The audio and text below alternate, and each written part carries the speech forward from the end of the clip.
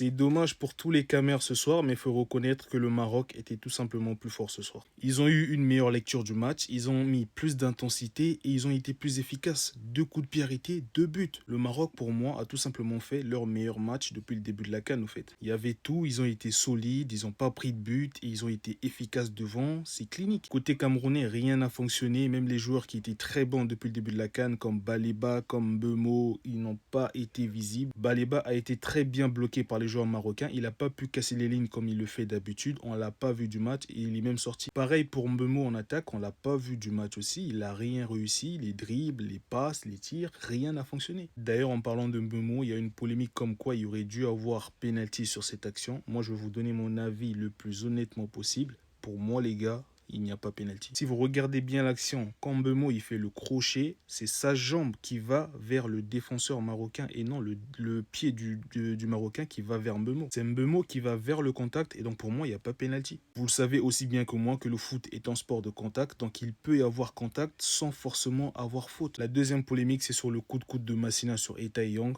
Cette fois, je pense qu'il y avait pénalty. Je pense qu'il n'avait pas forcément besoin de faire ce geste-là. Le coude, il est quand même violent, c'est dans la surface. Pour moi, il y a pénalty. Peut-être que l'arbitre ne l'a pas vu, mais la VAR, je comprends pas. Au fait, les mecs de la VAR, ce qu'ils font, ils dorment, je sais pas, je comprends pas. À un moment donné, à quoi ils servent au fait? L'arbitre peut ne pas voir l'action, mais vous devez l'appeler. Bref, on termine avec, à mon avis, le meilleur joueur de cette CAN. 5 matchs, 5 buts, il continue de briller. Il n'a pas forcément fait un super match aujourd'hui, pas comme les derniers matchs en tout cas, mais en tout cas, il continue à être décisif. Donc félicitations aux Marocains, je pense que la victoire est méritée malgré les petites polémiques autour de l'arbitrage.